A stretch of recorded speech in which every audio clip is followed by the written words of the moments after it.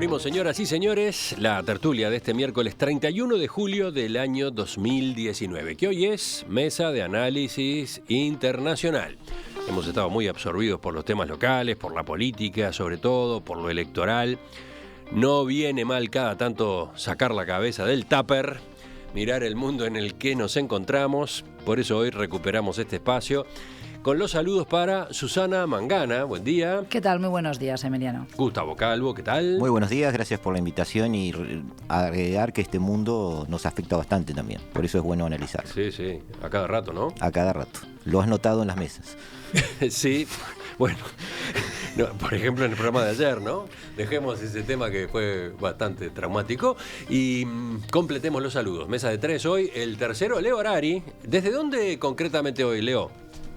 Hola, estoy en un pedacito de olivar en el taco de la Bota de Italia, entre Brindisi y Bari, a pocos metros de la antigua vía Appia. Mira, te cambiaste de lugar. Yo te imaginaba en Francia, concretamente. Ahí te tenemos, incluso en la emisión en video, en la pantalla, pueden verlo. Se consiguió unos auriculares gigantes y de lo más modernos, ¿no? Y no hay perro.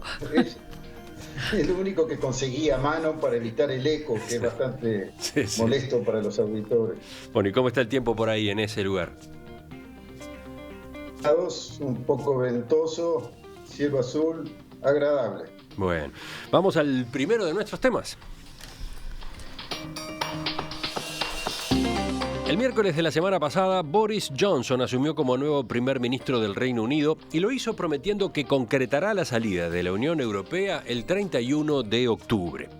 Conocido por el pelo rubio despeinado y por sus declaraciones incendiarias, este hombre de 55 años es uno de los políticos británicos más populares, pero también uno de los más divisivos. ¿Por qué? Por su retórica populista que le vale incluso comparaciones con el presidente de Estados Unidos, Donald Trump. Johnson adquirió rango de estrella a partir de 2008, cuando fue electo alcalde de Londres, un cargo con más exposición pública que atribuciones, sobre todo durante los Juegos Olímpicos de 2012.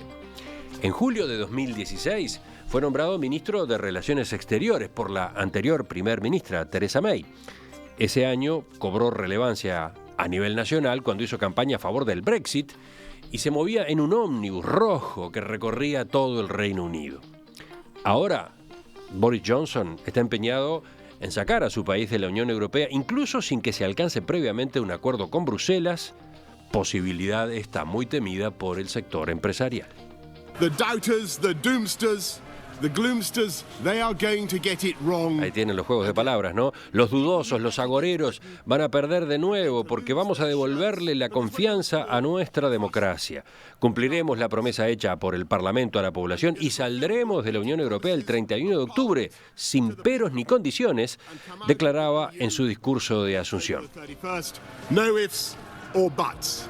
Y agregaba una vez más que si el Brexit debe concretarse al precio de una salida sin acuerdo, su país está preparado. Ubiquémonos entonces, en primer lugar, frente al personaje. ¿Quién empieza? ¿Gustavo, vas tú? Sí.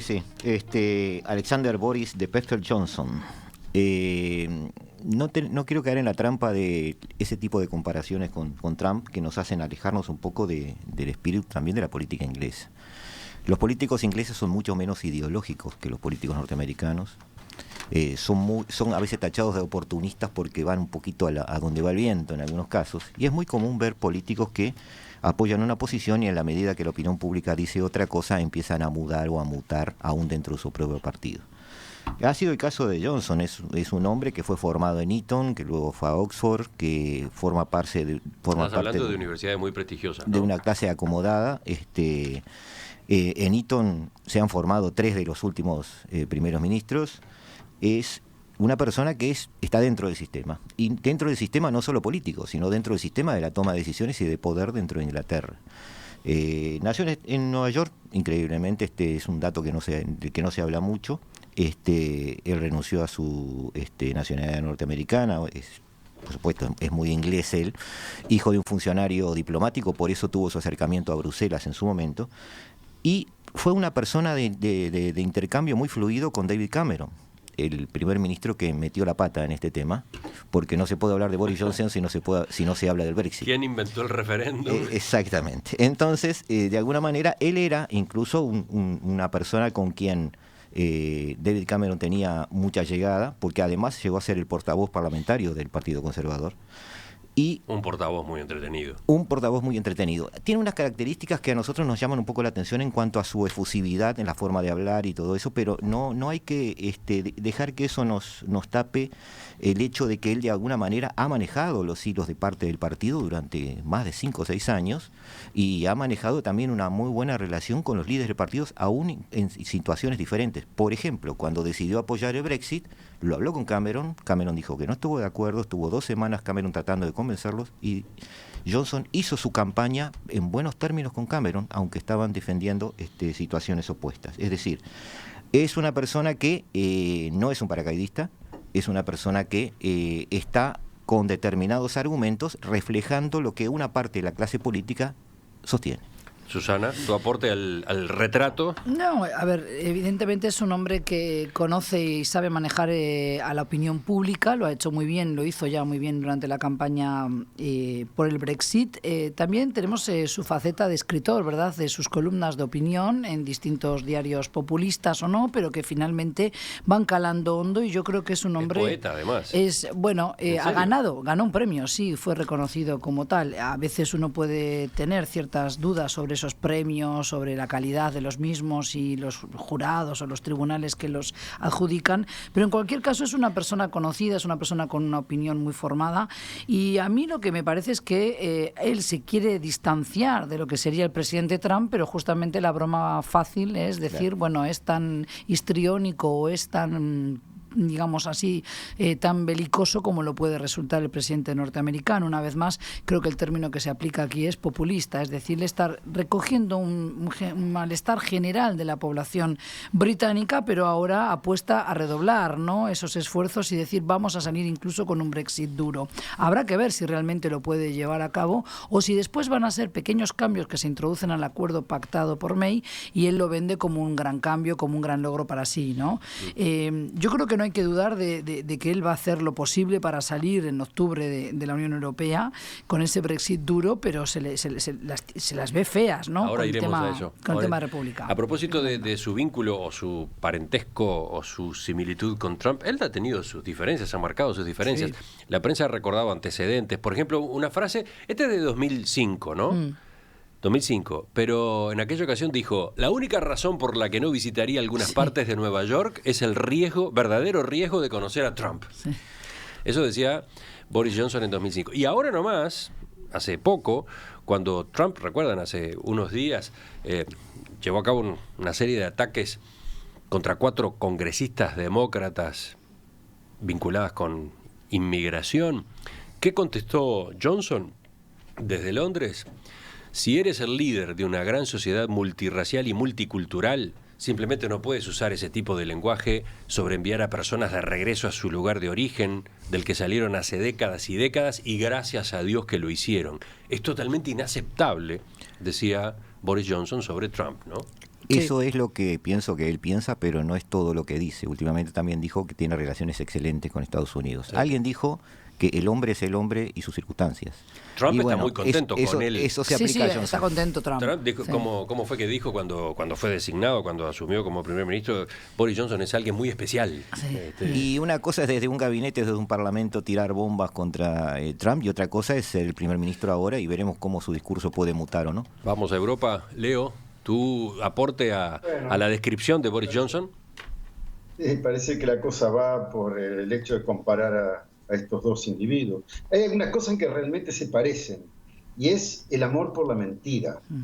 La de Trump no es necesario insistir mucho, porque hay periodistas que se dedican exclusivamente a poner enfrente los hechos y los dichos. Pero Boris también se ha hecho conocer por sus mentiras. Su carrera larga dentro del mundo de la prensa lo echaron de Times por haber inventado información que no existía, y luego ha tenido problemas en otros medios de prensa por exagerar o poner rumores, es decir, no es un tipo muy serio. El famoso ómnibus que mencionabas, Emiliano, rojo, que tenía en su costado pintado 345 millones de libras por semana, que es lo que decía que estaban dándole a la Unión Europea, pues es absolutamente falso. Tan falso que hay quienes le han hecho mismo un juicio. Un juicio. Sí, claro, ahora, la cifra y el concepto era falso, ¿no? Era una fake news, una cosa por el estilo. Era totalmente una fake news. Ahora, aparte que se parecen a algo más profundo, en mi opinión, que es algo que quizás merece la pena que en algún momento analicemos, que es la doctrina política sobre la que se reconocen. En el fondo, los dos piensan que estamos en guerra, que están en guerra con China y que cualquier tipo de organismo internacional es una camisa de fuerza que les obliga a conciliar, a negociar y a aflojar, y que este es momento para poner las cosas duras. Y los dos van en ese camino. Para mí, el señor Alexander Boris de Pfeffel-Johnson piensa como Churchill, que están en una guerra y que va a ser sangre, sudor y lágrimas. Eso es lo que no le promete a su pueblo, pero eso es lo que le va a dar. Yo creo que él realmente quiere el Brexit, porque quiere una economía en donde no haya tantos controles, donde no importe si los productos son más o menos tóxicos, donde se pueda quemar el medio ambiente, pero que se sea más rentable. El costo país lo van a bajar si se van de la Unión Europea, pero van a bajar también la calidad de vida de los británicos. Uh-huh. Bueno, ya de hecho hemos avanzado con otro punto que queríamos charlar con ustedes en la mesa de hoy, el entorno político local e internacional en el que Boris Johnson asume. De todos modos, ¿algo más en esta materia, Gustavo? No, simplemente hacer una anotación sobre lo que acaba de decir Leo, que en realidad eso no es una doctrina, es la forma de pensar de cualquier gobernante de una potencia, nos guste o no nos guste. Es decir, una potencia se ve a sí misma con el desafío de gobernar el mundo, o por lo menos de opinar y que su opinión sea relevante. Es inevitable. Habría que ver quiénes son las potencias, ¿no? Exactamente, porque... es inevitable que, Inglaterra se considera parte, se proyecta como tal, de un grupo de potencias. Es inevitable entonces que en la soledad de ese poder se trabaje mucho a la defensiva y con el presupuesto de que siempre estoy enfrentándome a alguien. ¿Ibas a agregar algo, Leo? Sí, porque no es un problema teórico. Cuando dije esto de la doctrina, es porque ellos piensan, tanto la oligarquía trumpiana como la de Johnson, que la política internacional es de suma cero. Es decir, que lo que yo gano es gracias a lo que el otro pierde. Claro. No es la única doctrina internacional. Incluso la doctrina dominante sigue siendo la de la cooperación internacional, la de la negociación continua y el buscar que todos ganen algo o pierdan un poco menos gracias a esa negociación. Son dos enfoques diferentes que están en estos momentos enfrentados, uno de los cuales tiene un supuesto doctrinal básico anterior que viene de Milton Friedman y de otros, que es la idea del beneficio para el capitalismo del caos, en donde se concentra más la fuerza, donde se le hace comer cualquier tipo de mentiras a los pueblos para sacar el mayor beneficio posible. Y está la otra doctrina que ha llevado adelante la socialdemocracia, que lo representa la Unión Europea, los organismos internacionales, en donde se piensa que ayudándose unos a otros, cooperando, se puede avanzar mejor.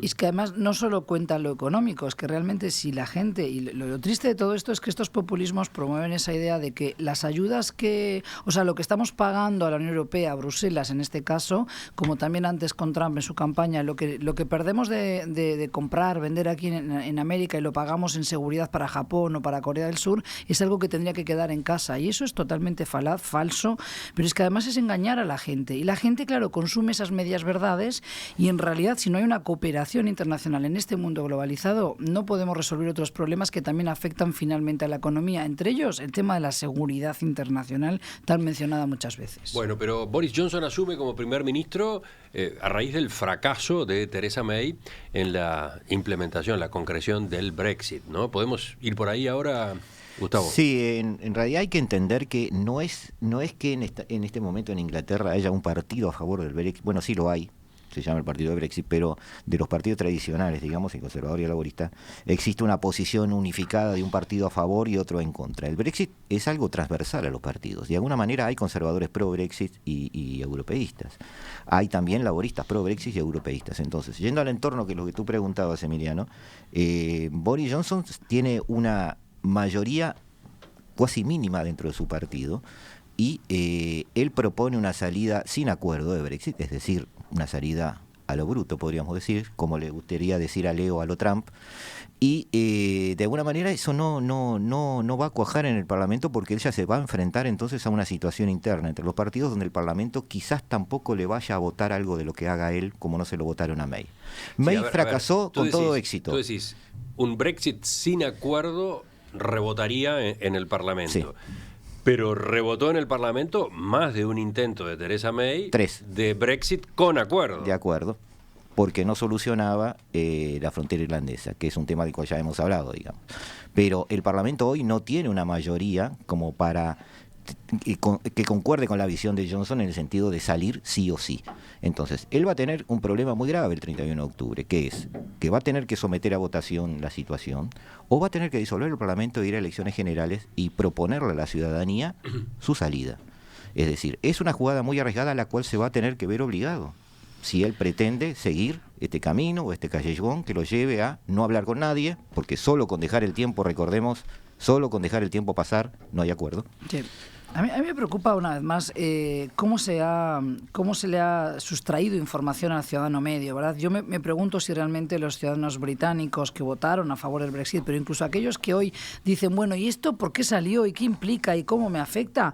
Si realmente van a tener en cuenta que en la salida dura del Brexit, o no dura también, el Reino Unido queda automáticamente fuera de instituciones como Europol, por ejemplo, la Corte Europea de Justicia, que para muchos les parecerá algo... Europol es la policía, europea, la coordinación policial en Europa. Claro, y lo ligo una vez más al tema de seguridad, porque no tenemos que perder de vista que el mundo está cambiando a pasos agigantados y que realmente no podemos acoplarnos a esos cambios tan vertiginosos. Hoy las amenazas a la paz, a la seguridad, no vienen solo por la vía de las guerras, vienen por la ciberguerra, vienen por el tema de narcotráfico, todo lo que eso mueve a nivel de crimen organizado, lo sabemos en Uruguay por el tema de la droga y demás. Sin irme de tema, no tienen en cuenta estos elementos, como también el tema de las patentes europeas, el tema del registro de medicinas, que esto lo va a encarecer. El Brexit va a suponer que las medicinas para el Reino Unido, los consumidores en territorio británico, van a tener un precio superior.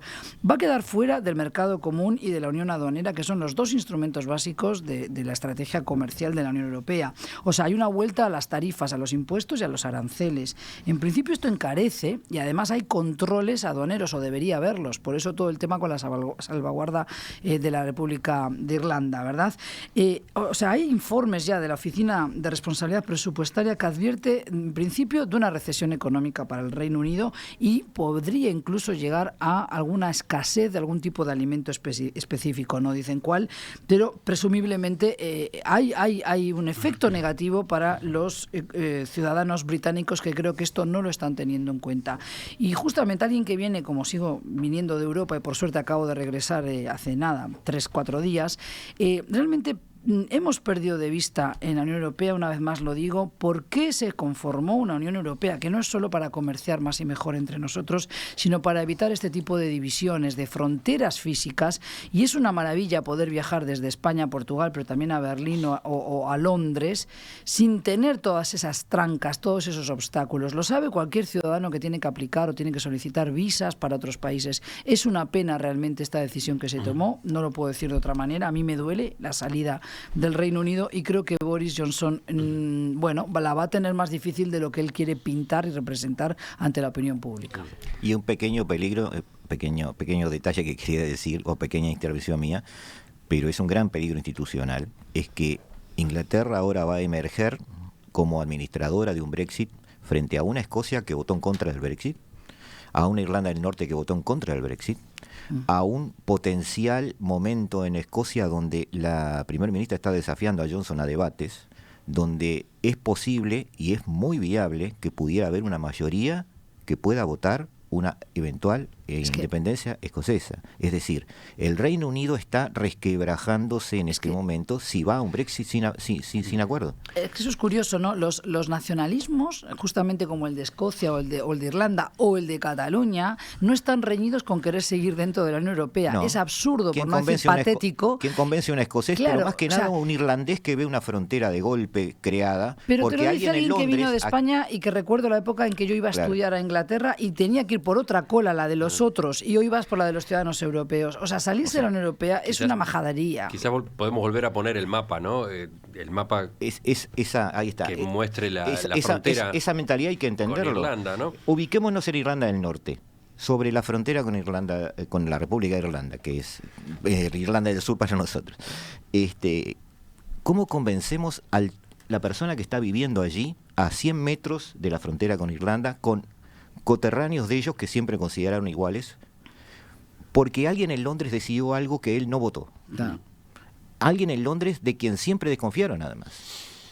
Pero además en momentos en que el mundo va hacia bloques comerciales, que no podemos competir con Asia, y resulta que ahora este señor, bueno, este y otros, no es Boris Johnson solo, pero a ver, que es que no es viable, realmente no es interesante. No estoy haciendo valoraciones, solamente estoy planteando problemas reales, cotidianos, a los cuales se van a ver enfrentados y que van a de alguna manera resquebrajar esa unidad del Reino Unido que hasta ahora se ha mantenido. Leo, ¿vamos contigo? Sí, sí, en el mismo orden de que estaban reflexionando ahora, Escocia votó 62% en el referéndum para quedarse en Europa. Irlanda del Norte votó 56%.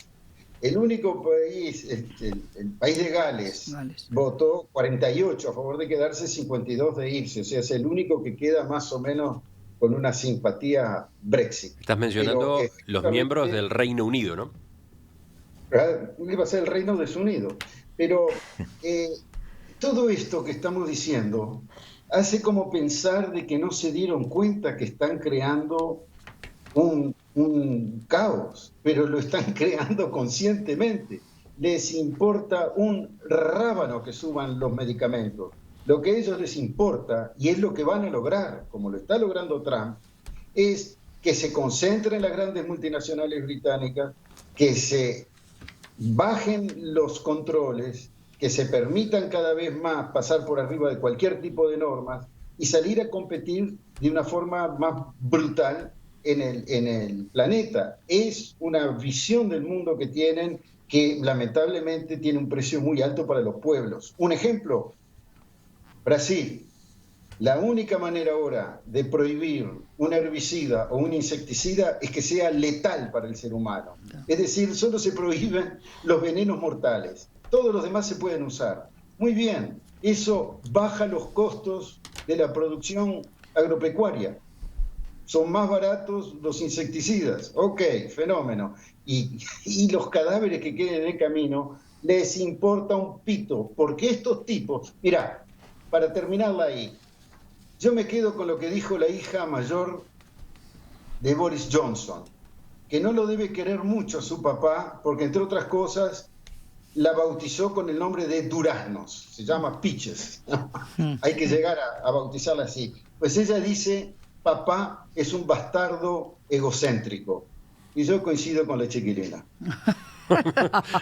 Esa fue tu forma de rematar el análisis. Muy poético lo tuyo. Bueno, tengo por acá mensajes de los oyentes que dicen, por ejemplo, Fernando, Noruega no está en la Unión Europea y sin embargo ahí anda tan campante.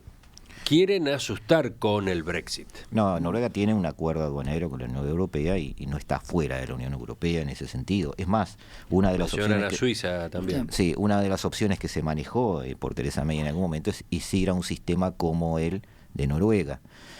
Pero Noruega responde a la Unión Europea en cuanto a toda su política aduanera, responde a toda su política sanitaria, a su política en cuanto a prevención de riesgos y mucho de su comercio está pautado por el gran acuerdo que tiene con la Unión Europea. Justamente la versión noruega del acuerdo molestó mucho a los que prohijaban el Brexit dentro de Inglaterra, y es una de las razones por la que Theresa May sacó la segunda de sus minorías, de sus votaciones fallidas.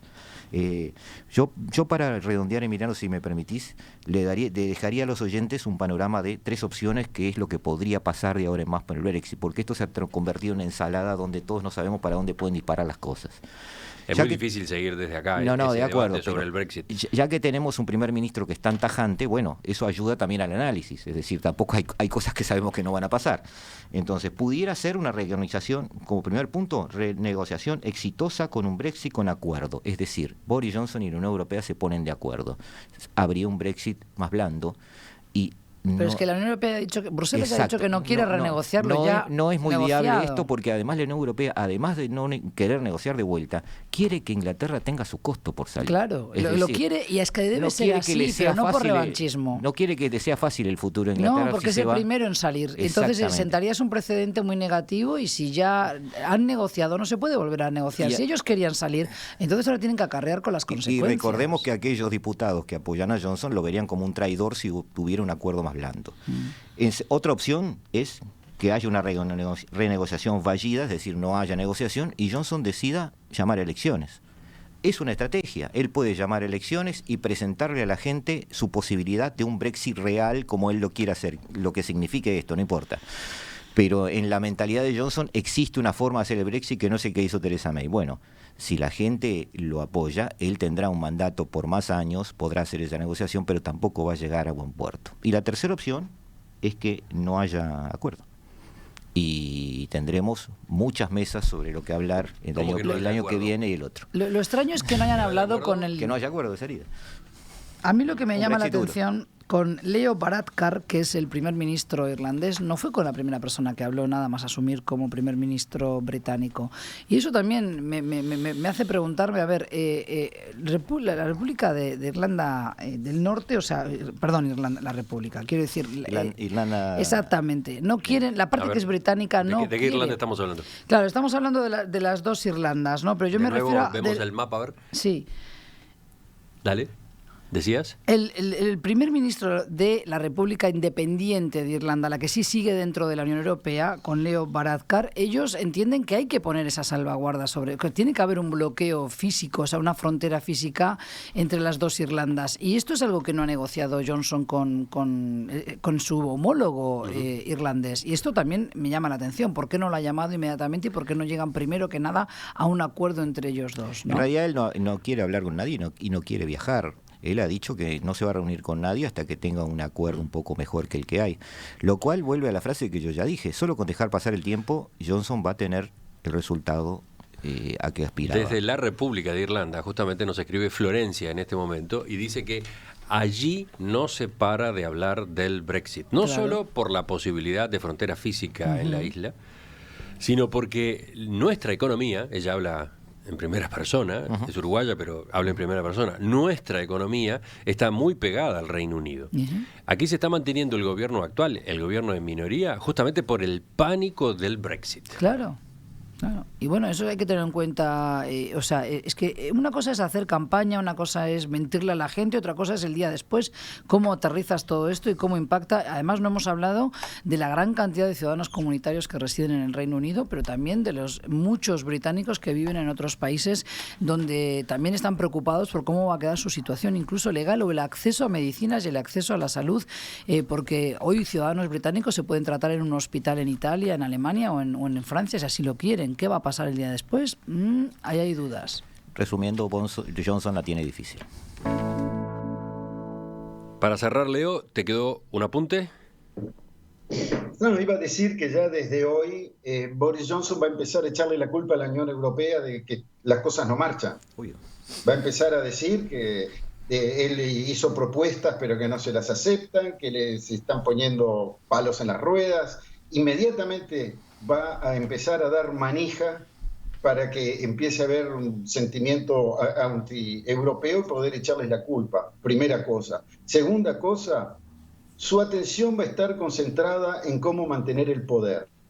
Otra de las características que lo asimilan a Trump. Sí. Estos son tipos que les gusta estar en el timón, haya o no haya tormenta. Ellos lo que quieren es manejar el barco. Y si se hunde, mala suerte, pero lo manejaron hasta el final. Entonces, va a ser cualquier cosa, incluso lo contrario de lo que estaba diciendo ayer de mañana, lo hará en la tarde, con tal de seguir siendo primer ministro. Yo creo que se las va a ver muy difícil. Pero lo más difícil es cómo aquellos que creen que la comunidad internacional debe entenderse, dialogar, trabajar juntos para ganar todo, va a poder cauterizar las heridas y seguir organizando el mundo de una manera que sea más vivible, sobre todo cuando empezamos a tener síntomas de agravamiento con el tema climático, con el tema de las migraciones, claro, con el tema de la ciberguerra, etc. Exacto. Sí, el mundo Ya volvemos, ya cambiamos de tema en esta mesa de análisis internacional.